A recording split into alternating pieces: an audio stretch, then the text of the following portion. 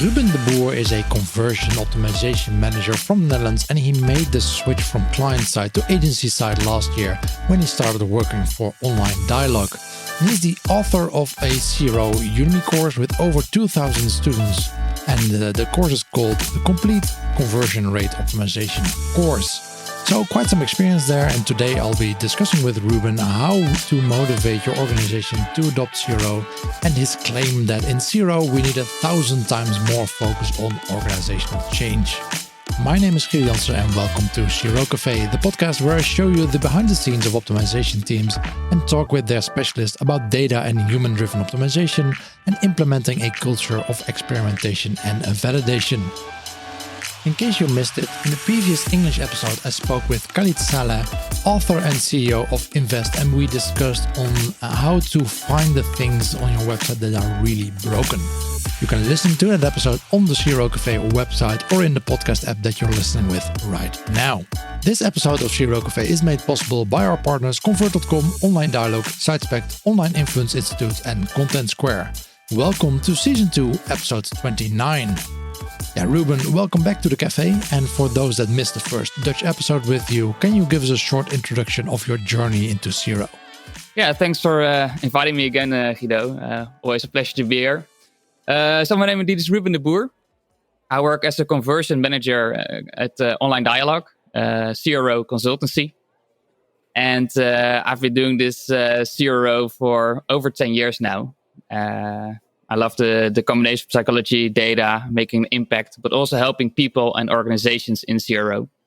I've been working as a CRO manager here since September last year. Before that, I was the head of CRO and UX at Sanoma, which is one of the biggest publishing companies in Northern Europe. Yeah, so you switched from client side to agency side. Yeah, I switched to agency side, yes. How is that experience now? Actually very good, because a lot of diversity, a lot of smart colleagues from which I can learn even more again. And I have the opportunity to help more organizations and helping and making people enthusiastic for experimentation and validation is something that is one of my biggest passions, and it gives me energy and a lot of joy. So good to hear. Very, very happy to be here. The trigger for this podcast, or prompt, if we want to stay in BJ Fogg terminology, was your article on LinkedIn, and we'll link to that in the show notes, with the title "How to Motivate Your Organization to Adopt CRO." And one of the lines in that is that what was your trigger to write that, and your experience with doing this with multiple companies. Is that you say we need 1,000 times more focused on organizational change. 1,000 times, that's a lot, Ruben. So tell us, why is that? Of course, 1,000 times is not evidence or fact-based. What I try to make clear with that line is that it could be 999 times. Exactly, it's something around that number. Yeah. Now, what I try to say with that line is that we as CRO specialists, we need a lot more focus on motivating the organization and really setting the stage for experimentation and validation. We know so much as CRO specialists. We know that over 75% of the releases on websites results in no conversion changes or even hurts conversions. We know what CRO maturity looks like. We read about it in blogs, in presentations. We know how LinkedIn does it, how Booking does it, Microsoft, other great companies. But still, I see so many CRO specialists and teams struggle within organizations. They're somewhere in the corner, in the back of the organization, doing their A/B test, but not really motivating the organization to adapt the mindset and adapt the culture of experimentation and validation. And to be successful in our line of work, I think that is vital for us. So basically, there's this weird gap between what we work on with the websites and how we work with the organizations that we work within. Yes, indeed. And I think it should be part of our jobs, and a big part of our jobs, to teach the organization and to change that culture and the mindset of the organization. But it's hard, and it's very hard. But as CRO specialists, we already know quite a lot about it, actually. Yeah, we should be able to do this. Exactly. We know a lot. We know we have the mindset. We know how to change behavior because we do it constantly and daily on our websites. Now we need to use that knowledge and use that in our organization. And in your blog post, you mentioned you created a small model to do this. and partially based on well, also including System 1 versus System 2 to implement this. So how can we use System 1 versus System 2 to help us do this within organizations? Well, actually, System 1 and System 2 is, of course, where the struggle begins. For the listeners who are not familiar with it, System 1 is our primal brain, our brain we have for many years already. It's our instincts, our reflexes, and it's the strongest part of the brain. Rule of thumb is that 95% of our decisions and choices are made with System 1. System 2 is our rational brain, and that is the brain that can reason. It can think in past, present, and future. It can think, if I go to the gym now and keep it up for months to come, next summer I'll have a six-pack.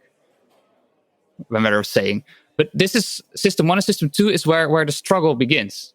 Because System 2 knows what's good for us and what we should do. But System 1 is only focused on the present. So for instance, if you want to go to the gym, you have this plan in your head. If I go to the gym 3 times a week, I'll get fit, have a well-trained body. But when the time comes when you have to go to the gym, you start having that conversation in your head where you know it's good for yourself to go to the gym, but it's raining, or that beer tastes pretty nice, or not. And I already cycled to work, so basically I already did some exercise. Exactly. So behavioral change often fails because it could be because System 2 does not know how to change. It doesn't know what to do. It could be that System 1 is not motivated enough. It's more motivated in the here and now to do something else.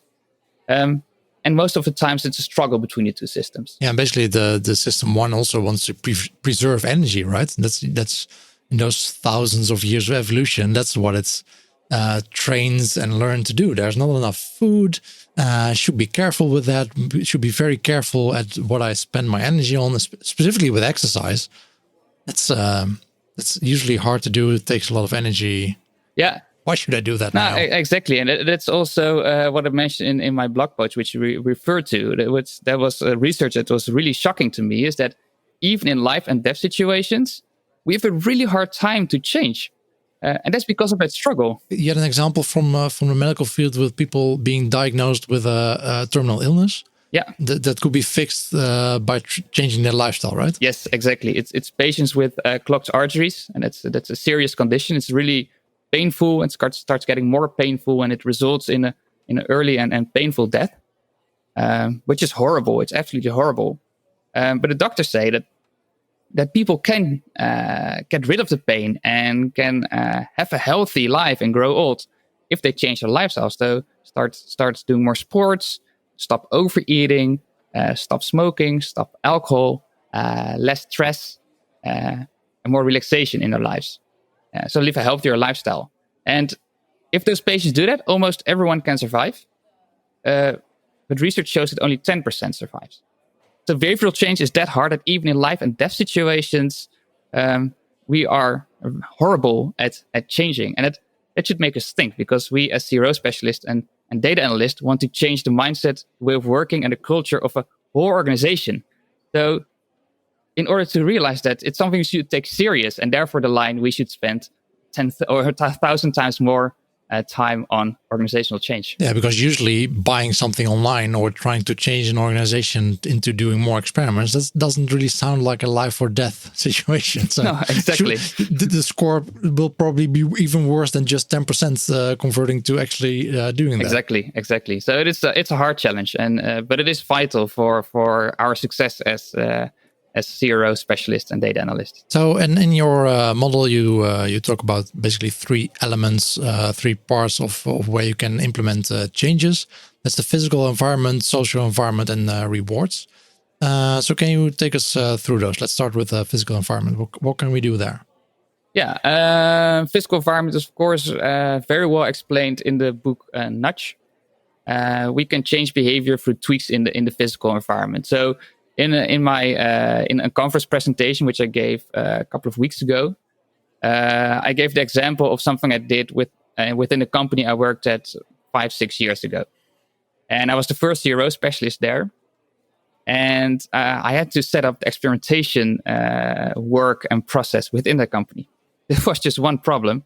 The company wasn't even data-driven yet. But they had a huge amount of data. So what I did, a tweak in the physical environment, I got a monitor and I placed it at a spot at the entrance of the company, and everyone had to pass that entrance at least 6 times. You have to pass it to go from one side to the office to the other side, when you go to the toilet, when you go to the cafeteria, when you leave the office. And I placed a monitor there with a live Google Analytics dashboard. So that had 3 advantages. First of all, you see data at least 6 times a day. And because it's a live dashboard, these numbers flash because they update constantly. And what flashes draws extra attention. Second, there were different product teams and product owners who were responsible for parts of the website. So I showed the page views for each of those sections on the website. So I create some sort of internal competition, because if you look past the data screen and you see that you get the most page views, of course you would start bragging about it and teasing your colleagues a little bit about it. So it was a physical tweak with a social component to it. The third one was the third advantage was perhaps the biggest one, is that visitors also saw this dashboard. And then we get the nice bias that if we enter company and we see data being shared, we automatically assume that the whole company is data-driven. So all the meetings with visitors started with visitors notifying that we are so data-driven, including the meetings of the board of directors. So the board of directors constantly heard several times a day, wow, it's so cool how your organization is so data-driven and that you share data.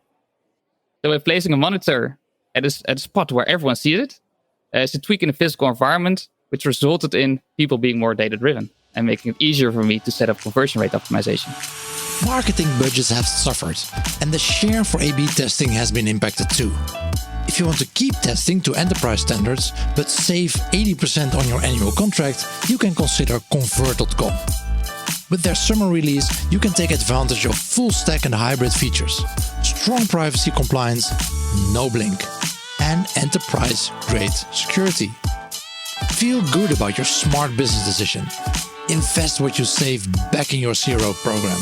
Check out www.convert.com/2020. So basically you start at the end with showing the nice graphs, and then hopefully everyone will become more I did this. I have a similar experience, although I did get some backlash in the sense that well, you can just start doing this without even having perfect data, because the monitor also incentivizes people to think about, hey, but this data point, it's not correct, or it's not actually showing the real value that we should be optimizing for, or something like that.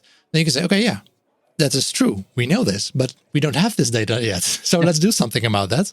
So it can spark a conversation. But it can also be a bit tricky that people think they're more data driven, more data capable than they actually are. Yes. So yes. you see them using numbers that and they use that in certain ways that, well, I've said at many presentations, I think, okay, you're using data, but that's not actually what the data is saying. No, exactly. I fully agree with that. I like your creative interpretation of the data, but no, I fully agree, and I think Marianne from the TU Group said it as well in this podcast. You have to be careful with what kind of data you show. But even if they use the wrong data, they do use data. It's the same as it's a starting point. Yeah, exactly. It's the same as you try to change an organization. You get resistance, and resistance isn't good, but it's still involvement. Yeah. So it has to start somewhere. But coming back to that, I think we have to use that experimentation mindset in our organizations. Within change management, there are a lot of models. Like I said, Marianne's presentation was excellent. She showed the 6 steps. We know the 8 steps from John Kotter, which is a very famous book from the mid-90s.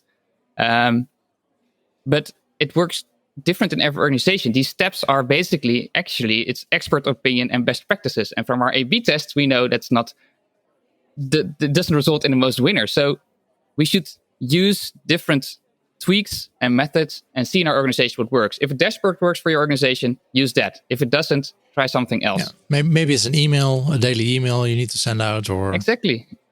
Or have host a competition on which test won, and have the charts hanging somewhere in the office so that everyone sees it.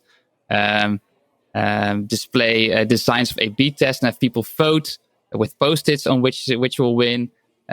You can think of several reasons to tweak the physical environment, but do experiment and to see what resonates in your organization, what works in your organization, what doesn't. Exactly, and just get started, right? I mean, I think people like us tend to be a bit careful in this, and that's in the sense that okay, but the data isn't perfect yet, or we can run. Well, it probably cannot be a proper A/B test that we can run within the organization.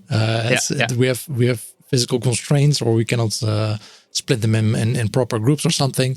But just try these things. You'll see how these things pan out, and hopefully the change is big enough that you can see a result without having the actual numbers and significance to show that. No, I totally agree with that.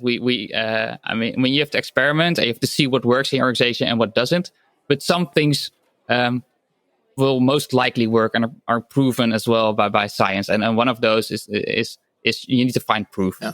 I mean, if you cannot prove that A/B testing works for your organization, then you can mention that LinkedIn does it and Microsoft does it, but it will not resonate.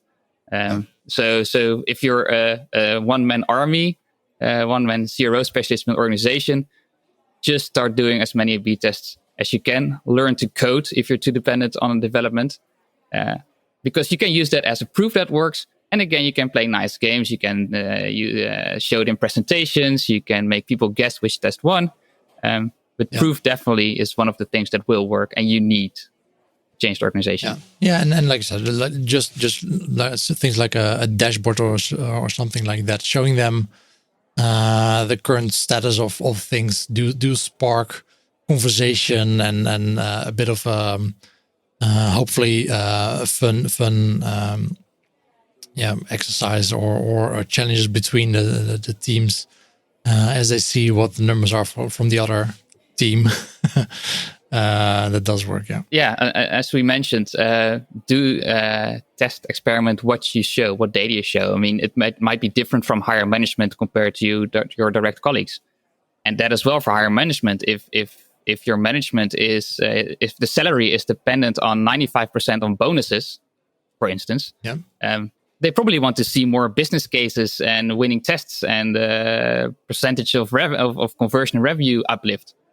Whereas maybe if they are not so dependent on bonuses, and this is just an example, maybe they want to be more involved within the experimentation process, or maybe if they test the idea. So it works different for every organization, but like we said, we should spend more time on it and do get started as soon as possible. And so physical environment, try to change things there, and then social environment.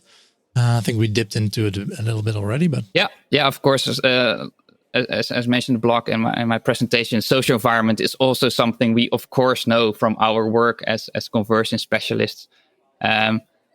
We've seen our A/B test. We've seen it on many websites, ratings, reviews, testimonials. They change the behavior of people. So do think about how you can use that within your organization.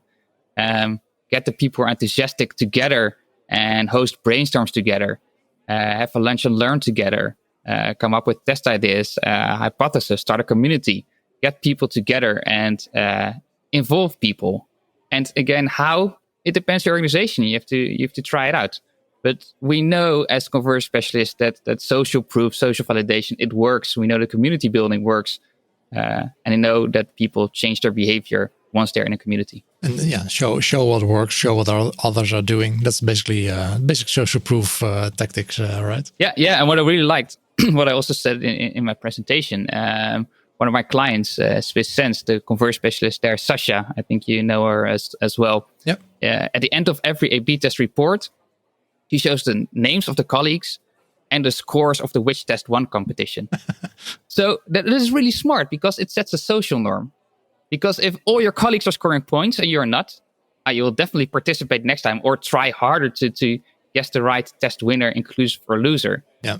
And that's also a very smart way to set, with a small tweak, set a strong social norm to get people more involved and more thinking about what you're testing. Yeah, we also did this at Randstad where we ran tests. Then we just we let the person that came up with the test or executed the test and let them present instead of someone from the CRO team. It's not just us doing this. It's a whole team effort of people in the countries that run the test or think of these tests, and that really works. Yeah. that works really well. Indeed, to give people a stage and to present. Yeah. But also for yourself as a conversion specialist. We know from the very basic psychology, Cialdini, that likability and authority are very important. So be humble and help people instead of when I see a lot of times happens when a colleague comes up with a test idea. And we are like, okay, is this based on data? Is it based on user research? No. Okay, we'll put it somewhere in the back and at the bottom of the test backlog, and we'll notify you when we test it, which will then never happen. We also tend to say to, for instance, UX designers from now we're gonna experiment and validate everything, so you're not allowed to put your designs straight away live anymore. That doesn't work. You have to be nice. You have to be likable to get people to follow you.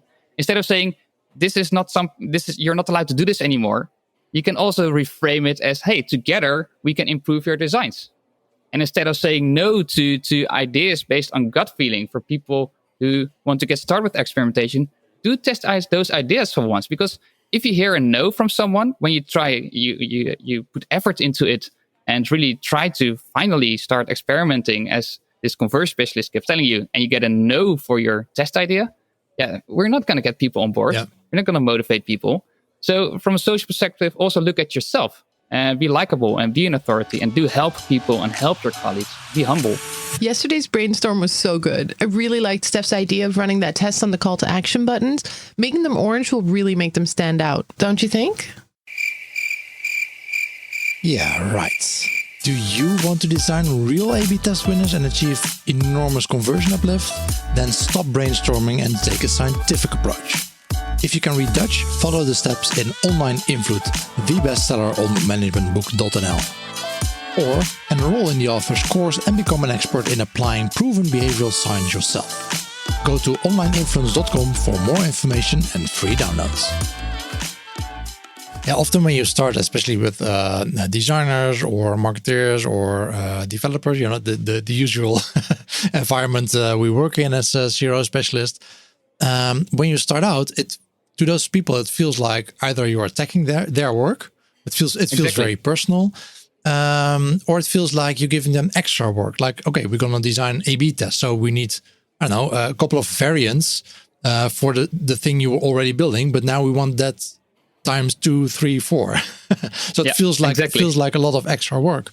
Well, actually, if you frame it a bit differently, you say, okay, but instead of designing this or developing this whole new system, let's start with an MVP. Let's start with a smaller thing where we can, but still big enough to validate whatever we want to validate, and take it from there. And then actually, after a couple of months, they start realizing, this saves a lot of time, especially for developers. I think it saves a lot of time if we start out with small things, validate them. Hey, it's actually not working, so let's not start building this whole massive thing that's going to take us 3 months, while we can also just spend like 3 days, validate it. Oh, it doesn't work, or make it better, or whatever. But whatever the path is, but it can save a lot of work too. Yeah, exactly. So always have people give the feeling that people are still in control themselves. Give them autonomy. Yeah.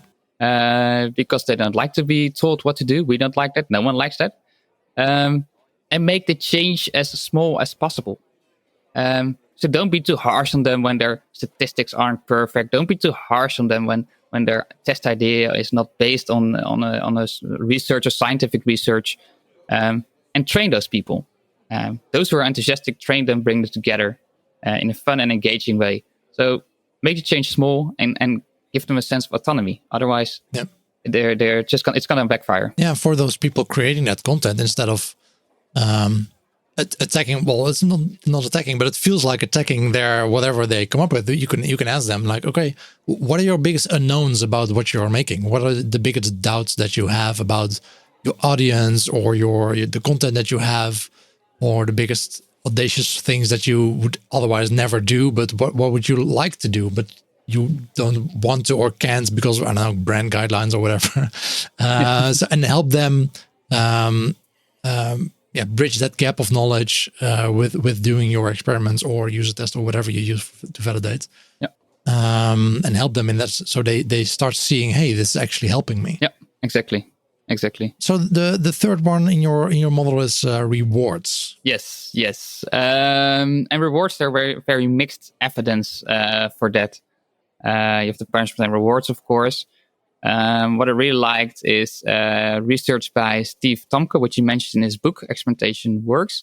There they actually did research on rewards, and maybe this is more of a management thing, but if there are clear rewards, people start experimenting more.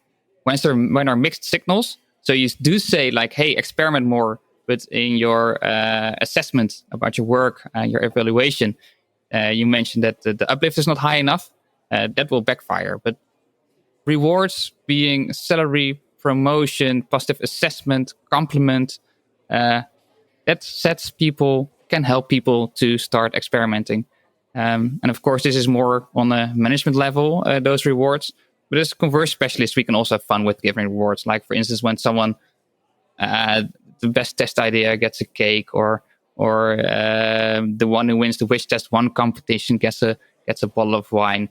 Do see these rewards as trying to start building habits. Yeah, exactly. So then, like Tomke says in his book, it's more about rewarding the process than actually rewarding the outcome, because that's more difficult, or it will change over time, and you'll have ups and downs. We all know that.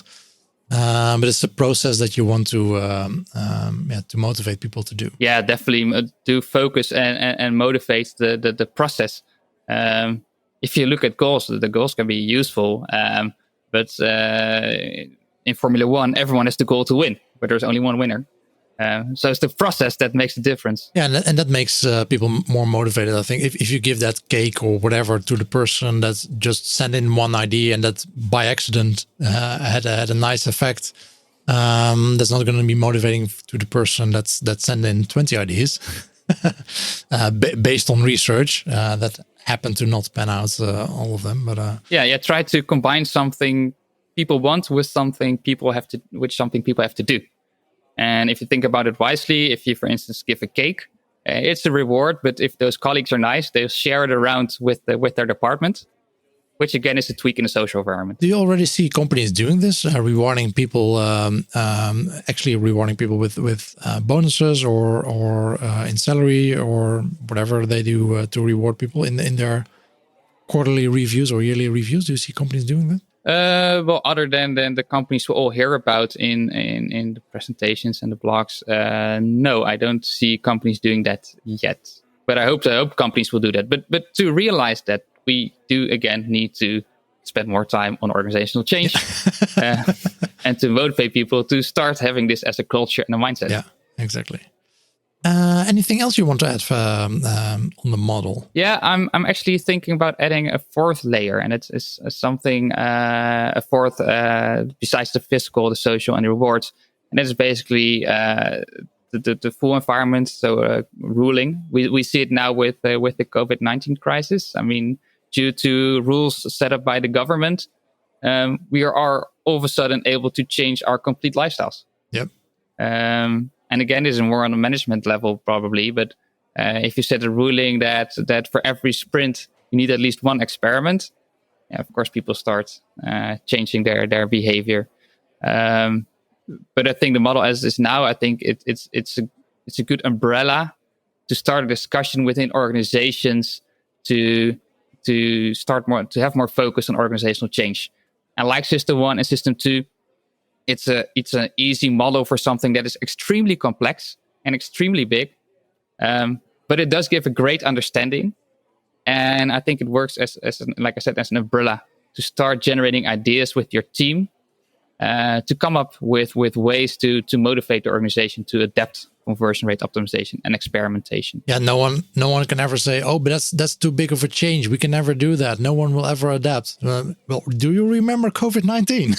Exactly. Yeah. The whole world changed. Now, this is very interesting. A very interesting time from a behavioral science perspective. And at Online Dialogue, we have several psychologists, and we have great fun discussing, seeing what happens. And all of a sudden we can change. All of a sudden, a lot of things change. Yeah, exactly. So, well, thanks for explaining the model to us. So, what are you working on the next couple of months? Any new courses or? I'll keep making courses. As you know, like I said in the beginning, I love helping organizations and people. And with online dialogue, I can help a lot of organizations. And in my free time, for the people that don't know, you have two courses on Udemy, right? Yeah. In my free time, I like to create courses which help people to get started and excel in conversion rate optimization who don't have the huge budgets to pay for expensive business-to-business courses. And I really like doing that. I get a lot of positive feedback from people all over the world who benefit a lot from my course. So I really like that. But what I will focus on is in the coming months is this. To sum it up in 3 points, I really think we should use our knowledge to motivate organizations, and we already have a lot of knowledge.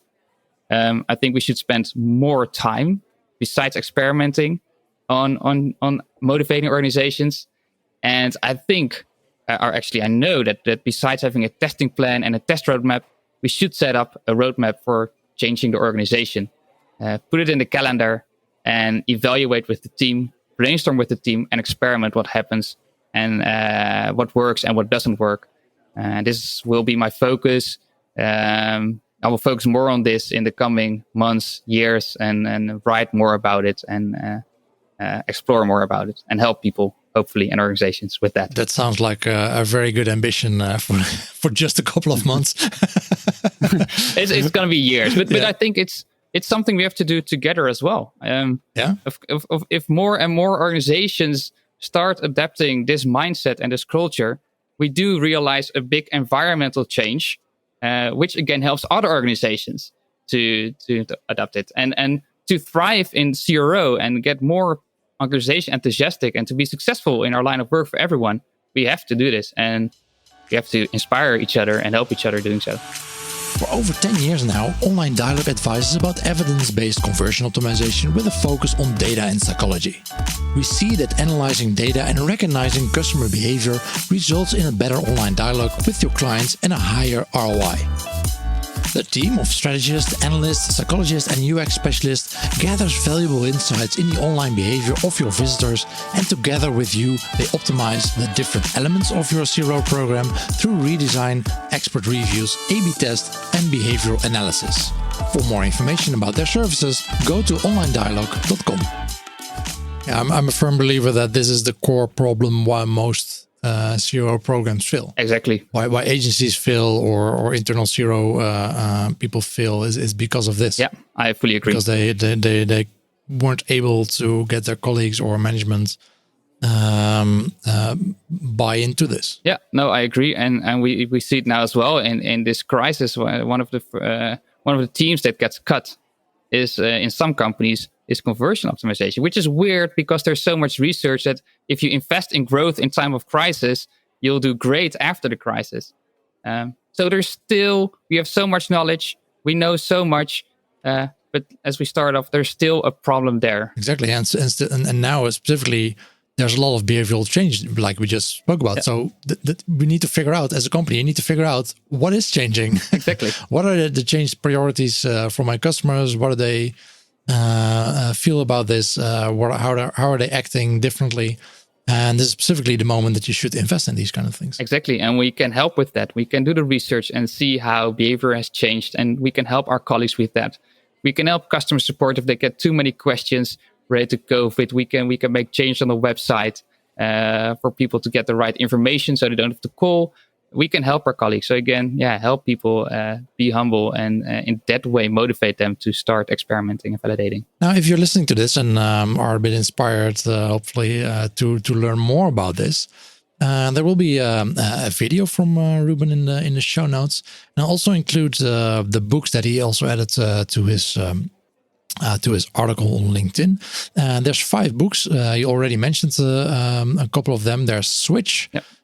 From Chip and Dan Heath. There's Thinking Fast and Slow from Daniel Kahneman, our CRO Bible, There's Drive from Daniel Pink. There's Nudge from Tyler and Sunstein, and there's Atomic Habits. And before we started, you already said, okay, you want to remove one and add another. Yeah, and not necessarily. No, I don't have a limit of 5, but sure, let's go with it. Why do you want to remove one, and which one? No, not remove one. If I have to keep it to 5, I'll remove one, but let's make it 6 for now. I recently finished the book The Science of Organizational Change from Paul Gibbons. And he looks more at a scientific proven methods to change organizations.